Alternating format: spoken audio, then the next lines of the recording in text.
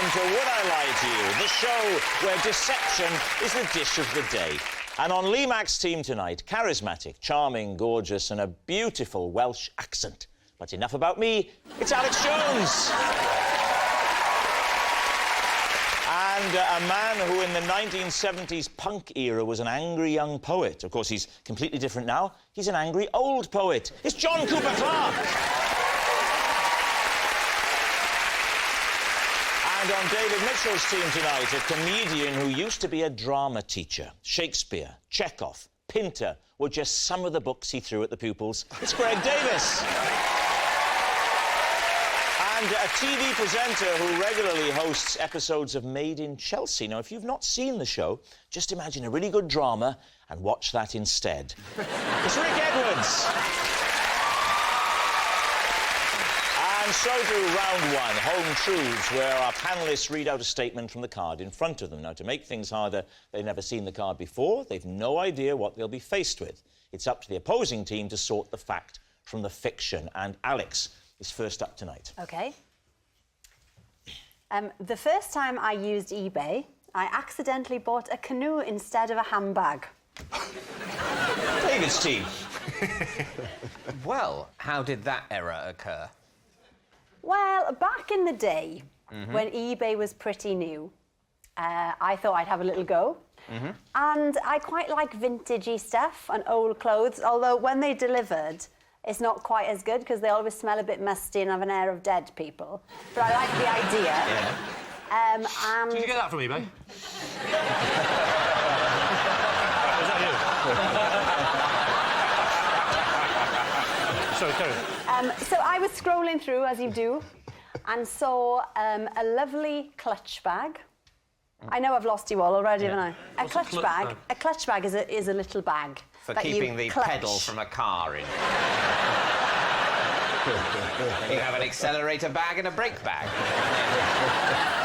So what are we saying, Alex? You saw a clutch bag, you were miming putting the clutch bag under your arm to get into it, and then you pressed canoe by accident. In fact, in the modern computers, they've taken the canoe button off the keyboard because this kept happening. OK, you're looking at eBay. What I'm happens scrolling next? through. Right. It started off at 99p. 99 pence, John. Are you in? For a vintage bag? Yeah. You're in. Anyway. Next thing you know, £14. I'm thinking about pulling out. Yeah. Because that's quite a lot for a vintage bag. But anyway, on it went. Yeah. £32. And you're still bidding? You still in, John? No, I wasn't even in when it was 99. You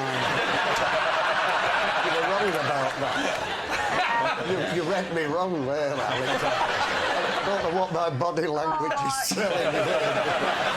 OK, so the price is going up. You're tracking, that's what they call it. £32. You're tracking the bag. And I think it's a good time to go to bed. Yeah. Leave it. Next morning. Yeah. Email on the laptop. Congratulations, your bid was successful. You have bought a second-hand red canoe. It's quite a jump, isn't it? Yeah. You think that's a terrible story? There's some fella Yeah. whose boat was going down. He says, don't worry, I've got this covered. Tried to squeeze a family of 5 into a vintage handbag. So you emailed the canoe man saying, instead of the canoe, could I have the clutch bag. handbag that looks like And he said, I haven't got a clutch handbag to offer. Yeah. And I said, well, you've lied, because I bid on a clutch handbag. Oh, so do you think he was luring people in by putting photographs of vintage handbags, which people then bid on and bid on, bid on, whatever they pay, whatever the handbag looks like, they only get a canoe? Maybe 7 times out of 10, people make do with the canoe. It must have looked into it. Have you ever seen at the opening night of a film a glamorous starlet turning up with one of the commentators are saying there's an incredibly large clutch bag? OK, what are you thinking, David? I think I don't know. What do you think? There's too much of a gap. Do you think it's true? No, I think it's a lie. I think it's a lie. We think it's a lie. You all think it's We a think lie. it's a Quite lie. conclusively a lie. Conclusively a lie. OK, Alex, truth or lie?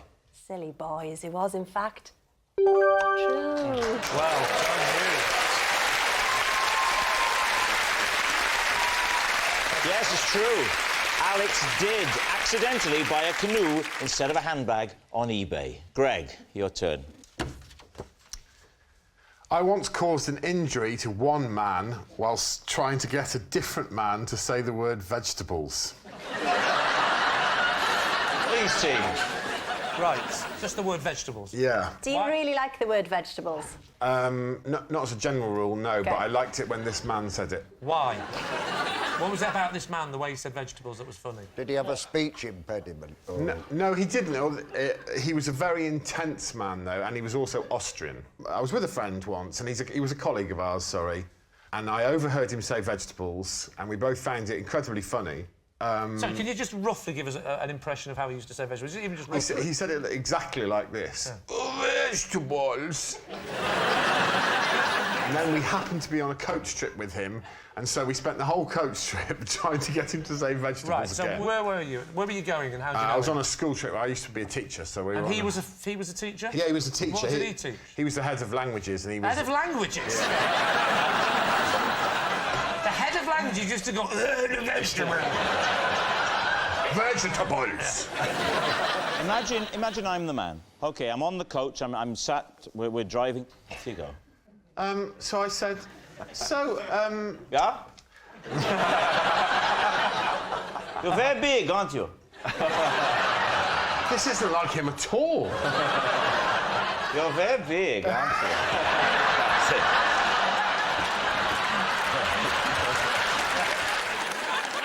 So I was saying things like, oh, I've been trying to keep fit lately, and I know that you're into keep fit. You know, would you recommend for a healthy diet? And he was going, well, you know, I would... you must eat a balanced diet, you must eat greens, and you must enjoy some protein in limited... I was going, yeah, but I mean, if you were to group some of those foods together... And he was going, well, I mean, yeah, you must have carbohydrates, of course, and you must have... And it was horrific. It went on for about an hour. And every time I tried to find a new angle for vegetables, his ludicrous Austrian interpretation of things led us down a dark alley. It was literally an hour in the making. And how did you finally get him to say it? I honestly can't remember. It came out of nowhere, and he suddenly said it, and he said it with such passion. It was... He went, oh, well, of course you must have vegetables! I started biting my hand to stop myself from laughing. And my friend who was next to me, there's a jagged piece of metal at the front of the coach, and because it was so funny, just to remind you, vegetables, of course! And my friend saw the piece of metal and pushed his knee into it on purpose to stop himself from laughing. And blood started, like, spraying out of his... Started spraying out of his knee, yeah. This is getting elaborate, this story. And I'll tell you another detail. We went and did the trip, which was in Paris, and then after we came all the way back... all the way back to Calais, and I said to him, you know, we put all the kids' passports in that hotel in Paris last night. Did you remember to... Because he was in charge of the trip. Did you remember to bring those? And he was standing up in front of the children on the coach, and he went, oh, Scheiße!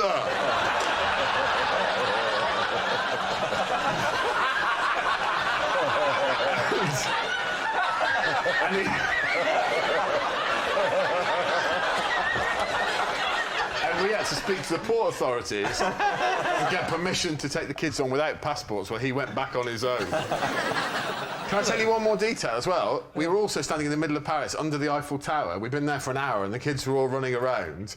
And he came over and went, we must go, we are late for our next appointment. And I said, well, we should just make sure that all the kids are here. And he goes, yes, of course we should, yes. And he turned round and went, is everybody here?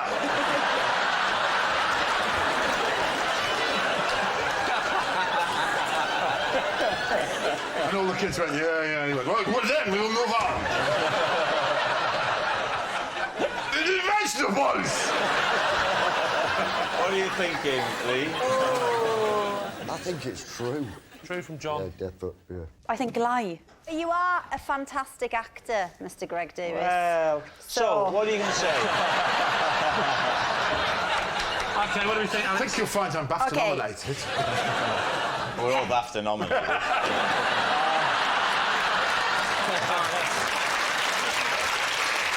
False. OK, we'll go lie. You're going to say it's a lie. Greg, Well, truth Well. or lie? it is the truth.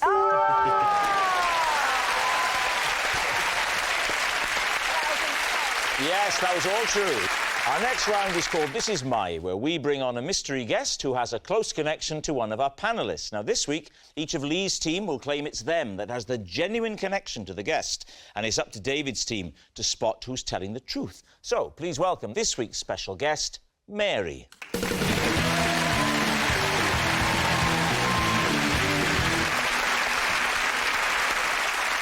Now then, Mary is the dog, not the handler, OK? It's Obviously, Mary, because and if I'm... Mary had been the handler, she wouldn't have had a dog, she'd have had a little lamb. OK, Alex, what is Mary to you? This is Mary, a dog, and I had to spend an entire episode of the One Show covering up the fact that she'd been sick on me. OK, so, John, how do you know Mary? This is Mary. I recited a poem at her wedding. There we are, John's married Mutt, and finally Lee. What is your relationship with Mary? This is Mary, and when she was pining for her owners, I sat up with her all night and tried to comfort her with a song. All right, David's team, where do you want to start? Alex, why was Mary on the One Show? She was abandoned. So I know you can't believe it. if a dog is ever abandoned in Britain, should it happen, they immediately get a slot on national television just to sort it out, just to check that there are no dogs without homes ever. It was a very light day. Was it a day with me, Matt Baker, or was it Chris Evans? It was me, Matt Baker. And Mary came on. It's me, Matt Baker, from The One Show. I think what we've learned from that, ladies and gentlemen, is that Rob can't do Chris Evans.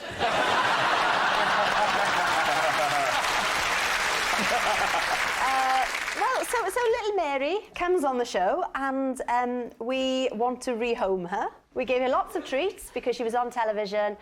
She came to sit on me and then the treats all became a bit much. Under the lights, mess. OK, so you didn't have a story for the One Show. You scooped up a stray dog, pumped it full of sugar, and got your just desserts. Why wasn't it immediately noticeable that Mary was being sick? Because as we were linking into whatever came next, it wasn't relevant. We'd moved away from Mary. Okay. Oh, yeah, Matt Baker was pushing bounty bars into a pony's face by then. In the meantime, Mary is being violently sick. So you're talking about something else. Yeah, we you're go into something stroking else. Mary on your knee. Stroking Mary. Then Matt sort of saying... Matt Baker's spooning Angel Delight into a fox. What I want to clarify is what's on television at that moment. My face. So it's a close-up of your face. It's only to here, so you can't See that you're stroking this. Mary, or that And it's you come to some can't sort of see the fruition. mess. And Yeah. they just said, just carry on. OK. Did Mary stay there, or did Mary sort of think, oh, they're Well- sick here? She didn't have time to react anyway. Matt Baker was on top of her with the curly whirly. Just... Well, you've got room for more now, haven't you? OK. John, when you came up with your story, did you realise that Mary was a dog? Yes, of course.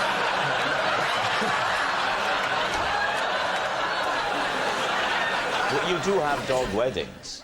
Some owners channel their loneliness through events like Well, that. I've been to a lot of weddings. I'm just going through them. Human. Do you know, I think they might all be human. Now, listen, dogs It is do... a fact that dogs get married. Dogs get married. But also, it is a fact that dogs don't get married. That's All right, OK. So, John, you wrote a poem and performed it at the wedding of Mary. Tell us about the experience. Well, it was a poem I'd already written that had proved to be very popular at modern weddings. It's called I Wanna Be Yours, and the first verse goes, let me be your vacuum cleaner, breathing in your dust. Let me be your Morris Marina, I will never rust. If you like your coffee hot, let me be your coffee pot. You call the shots, I wanna be yours. It goes on for another 3 verses.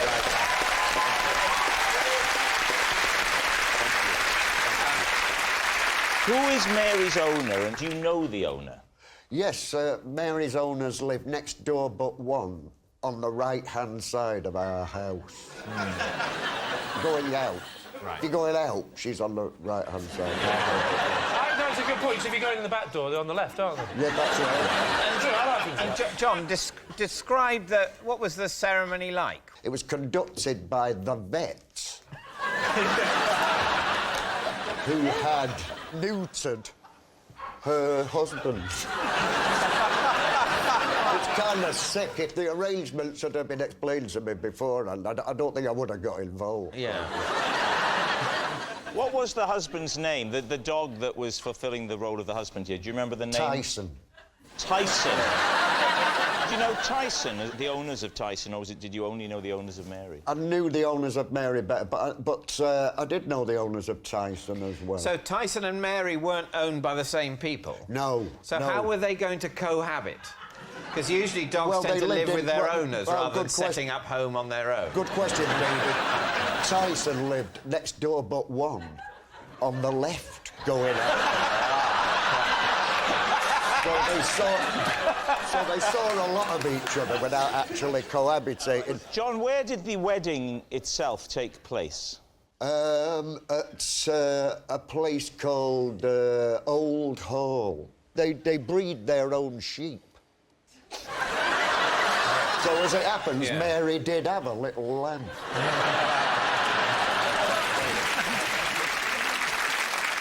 Lee, OK, remind us. So this is Mary, and when she was pining for her owners, I stayed up with her all night and comforted her with a song. Aww. Where were you, and why were you with Mary, and why was Mary not with her owners? My next-door neighbours, they went away to a wedding, a human wedding, I don't know if you've heard of them. and they asked me and my wife to look after little Mary. So the dog came round to your house. Well, no, we picked him up because he doesn't know the way. OK. And so, is Mary male? Always call him a he, yeah. What? Do you always call Mary he?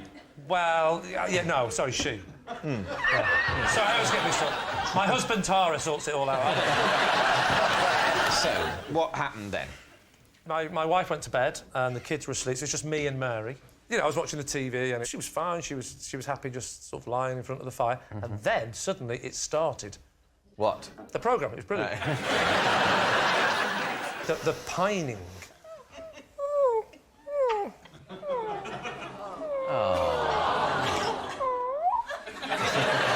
So this pining got worse, the pining got worse and worse.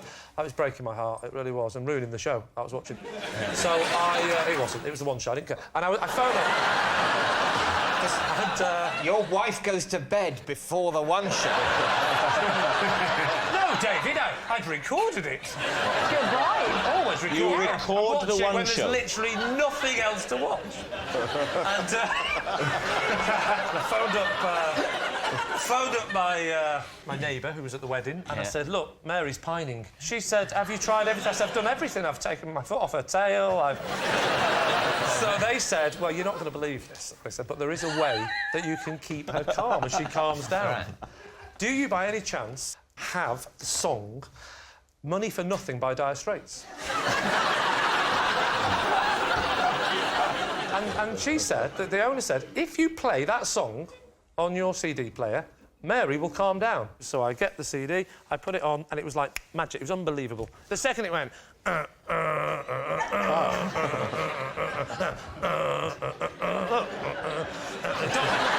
I just say, you won't be needing any more biscuits, I'll take it from here. She's calm. She's calming down. All right, we need an answer. So, David's team, is Mary Alex's poorly pup, John's married mutt, or Lee's homesick hound? Well, I must say, I'm not finding Lee's story as quite as convincing as usual. You can imagine John reading that poem out at a dog's wedding very easily. Hold on a second, guys. I think Mary's getting a little bit bored, so we'll let her pop off. See, look, we thought that might happen. So we're going to get down on all fours and put this wig on. Oh, no way! You know what's going to happen, David, just to warn you, if this works tonight, they'll start replacing other people we cut out, so we're out of a job. I'm sorry, I just thought if someone just tunes in now and goes, what the hell? I don't know what they do, but that dog is very well behaved. Playing with the remote, because he's on pause. I go, nobody move, just really shock the audience.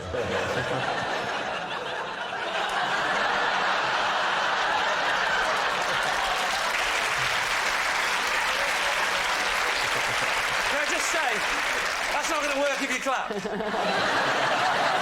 OK. Greg, what do you think? The dog showing up on the One Show. I believe Matt Baker's capable of that cruelty, but on this occasion, I don't think he did, no. I mean, I'm erring on the side of John. OK. It's got to be John. I want it to be so bad. Yeah, I do as well. Well, I think we're going to go with John then, are we? OK, you're saying it's John. Right. Now, Mary is resting, so I will give Mary's answer for her. Get behind the cardboard cutout.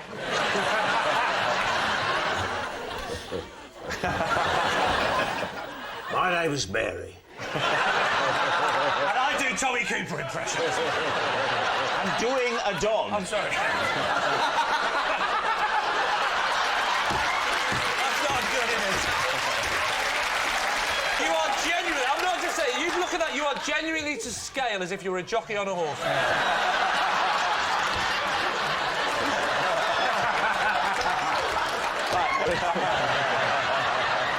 My name is Mary, and I can reveal that I was sick on Alex during the One Show. Thank you very much. Cooper Clarke,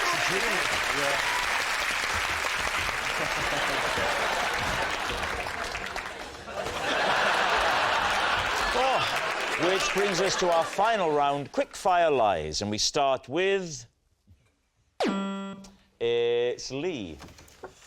I once took my trunks off in the communal area of a ladies' changing room after getting out of a pool and misreading the signs through my foggy goggles. David's team. So, where was the swimming pool? It was at the leisure centre. All right. Where was the leisure centre? It's next to the swimming pool. It was my local leisure centre. OK. Did anyone see your genitalia? 4 people looked, but no one saw it.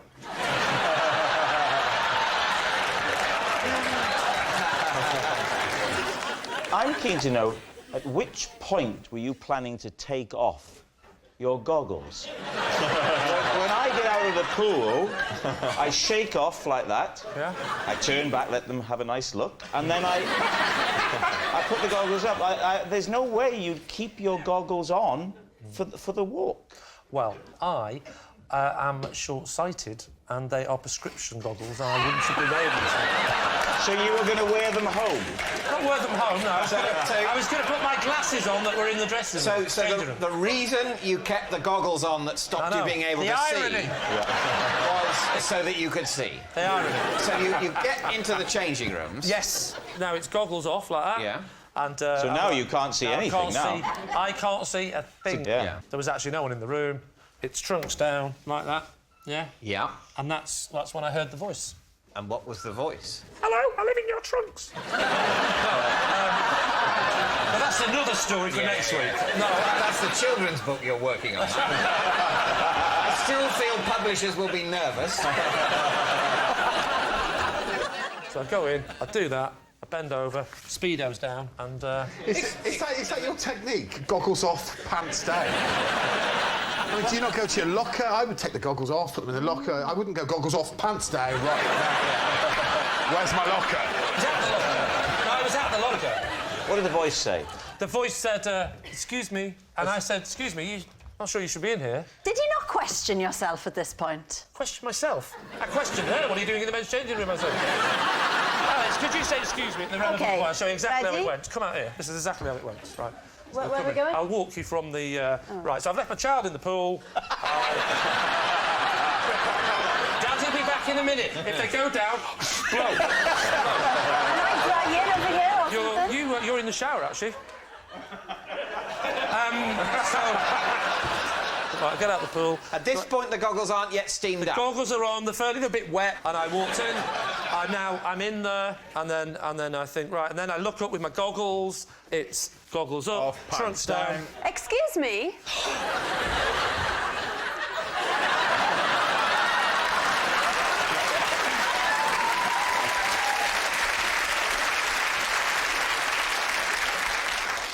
You're that woman from the One Show.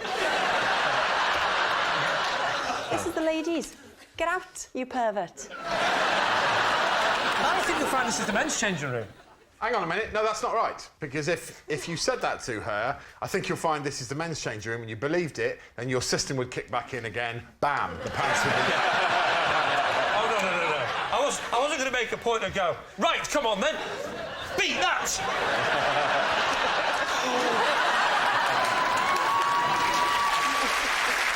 So then the woman said to me, she said, excuse me, I panicked, and I said, I said, excuse me, this is the men's. She says, no, this is the women's.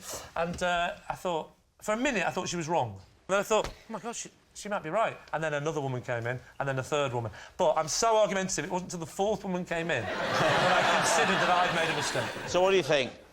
Was he telling the truth there, David's team? I think it's, without question, a lie. In fact, if it is the truth, I'm prepared to pull my trousers and pants down right now on this show. I'm not comfortable with that sort of forfeit becoming part of the format of this game. So you are willing to say that you are willing to drop your trousers if this is true? Yeah. Can we get you some goggles as well? I don't need them. My eyes will be closed. Well, I think we're saying it's a lie. Yes. I'd like to say that I'm not willing to do anything at all if we happen to be wrong. So you're It's all saying... only a game, for God's sake. So you say it's a lie. OK. Lee, was it the truth or was it a lie?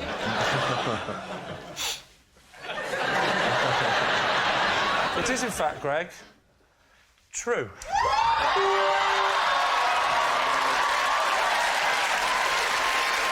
Can I just say that I just whispered, could you change it? Because it was, in fact, a lie. Yes, it's a lie. Lee didn't take his trunks off in the ladies' changing room because of his foggy goggles.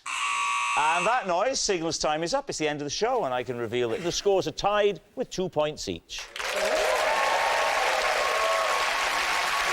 But, of course, it's not just a team game, and my individual liar of the week this week is John Cooper Clarke. Yes, John Cooper Clarke. And, of course, John will be given a hero's welcome when he gets back home to the distant planet where he was hatched. Good night.